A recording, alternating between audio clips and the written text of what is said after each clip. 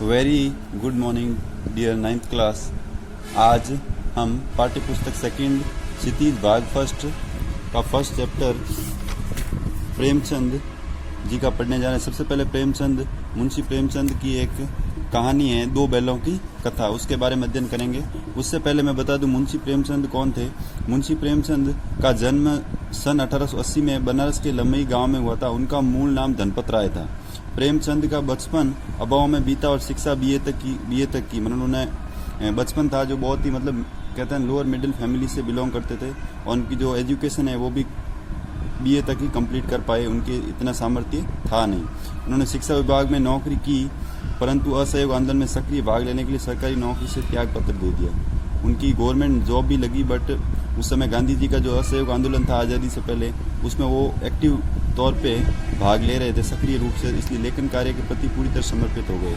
तो वहाँ वो अपनी लेखन कार्य को लेकर पूरी तरह उसी के ऊपर न्योछावर हो गए। सन 1936 में इस महान कथाकार का देहांत हो गया, यानी 1880 में जन्म और 1936 में इन महान कलाकार का देहांत हो गया। प्रेमचंद की कहानियां जैसे कौन कौन सी मानसरोवर के 8 भागों में संकलित है।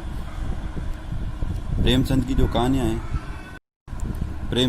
कहानियां हैं मानसरोवर के 8 भागों में संकलित है। जैसे उसमें अलग अलग मानसरोवर के अलग अलग पार्ट है। पहला सेवा सदन, फिर प्रेम आश्रम, फिर रंगभूमि, फिर कायाकल्प, फिर निर्मला, फिर गबन, फिर कर्म भूमि, फिर गोदान उनके प्रमुख उपन्यास है। उन्होंने हंस है, जागरण है, माधुरी आदि पत्रिकाओं का भी संपादन किया। कथा साहित्य अतिरिक्त प्रेमचंद ने निबंध एवं अन्य प्रकार का गद्य लेखन भी प्रचुर मात्रा में किया।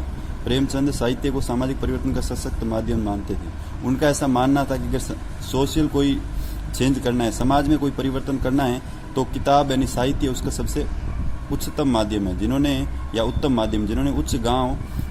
जिस गांव और शहर के परिवेश को देखा और जिया, उसकी अभिव्यक्ति उसके कथा साहित्य में मिलती है। मतलब जहाँ जिस गांव को उन्होंने देखा है वो वहाँ सबका साहित्य, उनके साहित्य में वो सारी चीज़ें का वर्णन मिलता है। सारे गांव का, उनके गांव में क्या क्या था। किसान और मजदूरों की दयनीय स्थिति हो गई, दलितों का शोषण हो गया। पहले क्या ये चीज़ें बहुत ज़्यादा आज़ादी से पहले जैसे किसान और मजदूरों की स्थिति बहुत दयनीय थी, उनके साथ बहुत शोषण होता था। दलितों का शोषण, मतलब जो निम्न वर्ग के लोग हैं, समाज में स्त्री की दुर्दशा होती थी, स्त्री की कोई इज्जत नहीं करता था। स्वाधीनता आंदोलन आदि उनकी रचनाओं के मूल विषय। उस समय देश पराधीन था तो स्वाधीनता आंदोलन भी उसमें एक मुख्य हिस्सेदार है। प्रेमचंद के कथा साहित्य का संसार बहुत व्यापक है। उनमें मनुष्य नहीं पशु पक्षियों को भी अद्भुत आत्मीयता मिली है। बड़ी से बड़ी बात को सरल भाषा में सीधे और संक्षेप में कहना प्रेमचंद के लेखन की प्रमुख विशेषता है। उनकी भाषा सरल, सजीव है, मुहावरेदार है। उनकी भाषा है जो बहुत सरल है, बहुत सजीव, यानी उन्होंने हर कैरेक्टर को जिंदा कर रखा है। मुहावरेदार है, मुहावरों में संकलित है। उन्होंने लोक प्रचलित शब्दों का प्रयोग कुशलता पूर्वक किया है। अब देखो, दो बैलों की कथा, अब अपन उनके टॉपिक पे आते हैं अपने। दो बैलों की कथा के माध्यम से प्रेमचंद ने कृषक समाज और पशुओं के भावात्मक संबंधों का वर्णन किया है। मतलब बैल को किसने पाला? कृषक ने। तो कृषक का जो समाज में क्या महत्व है, कृषक कौन है और पशुओं और कृषक का आपस में भावात्मक क्या संबंध है, उसी कहानी का इसमें वर्णन मिलेगा हमें। इस कहानी में उन्होंने ये भी बताया कि स्वतंत्रता सहज से ही नहीं मिलती, उसके लिए बार बार संघर्ष करना पड़ता है।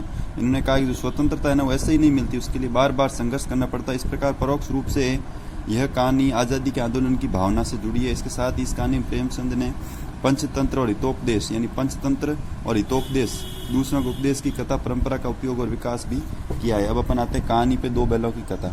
जानवरों में गधा सबसे बुद्धिमान समझा जाता है। जो भी जानवर होता है ना, वैसे तो सृष्टि में मनुष्य को सबसे बुद्धिमान समझा जाता है, लेकिन गधे को सबसे बुद्धिमान जानवरों माना जाता है। जब हम किसी आदमी के परले दर्जे का बेवकूफ़ कहना चाहते हैं उसे गधा कहते हैं। मतलब हम आदमी को हमेशा अगर उसकी जगह आदमी को अगर हम बेवकूफ़ कहेंगे तो उसे कहेंगे गधा। गधा सचमुच बेवकूफ़ है, या उसके सीधेपन या उसकी निरापद सहिष्णुता ने उसे ये पदवी दे रखी है। मतलब क्या गधा वाकई ऐसा ही है, या गधे को ऐसे ही संज्ञा दे रखी है? गधा सचमुच या तो वो सीधा होगा बेचारा या बेवकूफ़ है। फिर क्या इसका निश्चय नहीं किया जा सकता? गायें सींग मारती है, ब्याह हुई गाय तो अनायास ही सियानी का रूप धारण कर लेती है। मतलब गाय है ना, हमेशा सींग मारती है, और ब्याह हुई गाय का मतलब है जो गाय बछड़ा देती है ना, वो तो यूं ही अनायास ही सींग मारती रहती है। कुत्ता भी बहुत गरीब जानवर है, लेकिन कभी कभी उसे भी खो जाता है। कुत्ता भी बहुत गरीब का मतलब बिना मतलब कुत्ता भी किसी को नहीं छेड़ता, लेकिन कभी कभी उससे भी क्रोध आ ही जाता है। किंतु गधे को कभी क्रोध आते करते सुना न देखा। गधे ने नहीं, बेचारे ने कभी क्रोध किया, उसके ऊपर कितना ढोते हैं बोझ वगैरह, फिर भी उसने कभी क्रोध नहीं किया, न उसको कभी देखा है। जितना चाहो गरीब को मारो, चाहे जैसी खराब सड़ी हुई घास सामने, बेचारे को जितना मारो, उसके सामने सड़ी गली घास डाल दो, उसके चेहरे पे कभी असंतोष की साया भी आपको देखने के लिए नहीं मिलेगी। मतलब उसके चेहरे पे आपको असंतोष नजर ही नहीं आएगा, मतलब जैसे कोई असंतुष्ट है ही नहीं, वो मतलब संतुष्ट है। वैसाख में शायद एक आध बार कुलेल कर लेता हो, पर हमने तो उससे कभी खुश होते नहीं देखा। गधा मतलब एक मायूस टाइप ऐसे ही रहता है, उसके चेहरे पर एक विषाद स्थायी रूप से छाया रहता है, उसके मतलब चेहरे पर एक अलग ही भावना होती है विषाद टाइप की, ठीक है। उसमें मतलब मायूसी टाइप छाई रहती है, वो कभी भी खुश रहता ही नहीं। सुख दुख है, हानि लाभ है, किसी भी दशा में उसे बदलता नहीं देखा, उसका कैरेक्टर एक जैसा रहता है। ऋषियों मुनियों के जितने गुण है वे सभी उसमें पराकाष्ठा के पहुंच गए। मतलब ऐसा माना जाता है कि ऋषि मुनि जो थे वो हमेशा शांत रहते थे किसी भी परिस्थिति में, वैसे ही गधा शांत रहता है, उनके सारे गुण है ना उसमें, फिर भी आदमी उसे बेवकूफ कहता है। सद्गुणों का इतना अनादर कभी नहीं देखा। प्रेमचंद कहते हैं मैंने सद्गुणों का इतना अनादर करते हुए कभी देखा नहीं। कदाचित सीधापन संसार के लिए उपयुक्त नहीं है, मतलब सीधापन है वो संसार के लिए उपयुक्त नहीं है, संसार वाले उसकी कभी कद्र नहीं करते। देखिए ना भारतवासियों की अफ्रीका में क्या दुर्दशा हो रही है, उस समय की बात है कि आजकल भारतवासियों की अफ्रीका में क्या क्या दुर्दशा हो रही है, क्योंकि अमेरिका में उन्हें घुसने नहीं दिया जा रहा है। बेचारे शराब नहीं पीते, 4 पैसे कुछ समय के लिए बचा कर भी रखते हैं, जी तोड़ मेहनत भी करते हैं, किसी से लड़ाई झगड़ा भी नहीं करते, 4 बातें सुनकर भी गम खा लेते हैं, फिर भी बदनाम है, फिर भी कहते हैं सब गलत है। तो कहते हैं ना सीधा होता है ना, सीधा सीधे पे हमेशा हर कोई जुल्म ढाता ही ढाता है। कहा जाता है वे जीवन के आदर्श को नीचा करते हैं, उनको ऐसा मानना है वे जीवन के आदर्श को नीचा करे, वैसा तो कुछ है नहीं। अगर वे ईंट का जवाब पत्थर से देना सीख जाते तो शायद सभ्य कहलाने लगते हैं। मतलब जो ईंट का पत्थर जवाब से देना, यानी जो किसी भी बात का जवाब है, किसी भी एक्टिविटी यानी कोई भी प्रतिक्रिया हाथों क्रिया की प्रतिक्रिया हाथों हाथ करते फिर end to end face to face, तो शायद उनको सभ्य मानते। जापान की मिसाल सामने है, एक ही विजय ने उसे संसार की सभ्य जातियों में गणित बना दिया। यानी जापान के लोग थे, उन्होंने क्या किया, उन्होंने डट के मुकाबला किया, इसलिए उनको एक ही विजय, उनकी एक ही जीत ने उनको सभ्य बना दिया। लेकिन गधे का एक छोटा भाई और भी है, उससे कम ही गधा है, और वह है बैल। मतलब गधे का एक और छोटा भाई माना जाता है बैल, वो भी बेचारा ऐसे ही, जिसमें अर्थ में हम गधे का प्रयोग करते हैं, कुछ उसमें मिलते जुलते अर्थ में बचिया के ताऊ का भी प्रयोग करते हैं।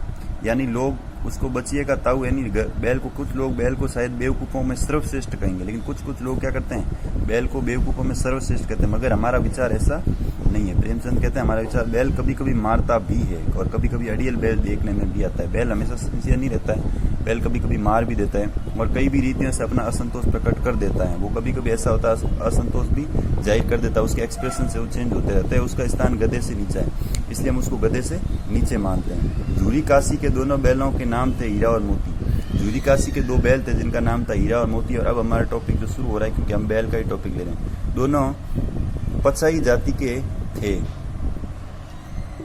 चलो आज के लिए बस इतना ही, अगले टॉपिक में चैप्टर को शुरू करेंगे। आज जो इंट्रोडक्शन था वो हमने देख लिया। जय हिंद, जय भारत।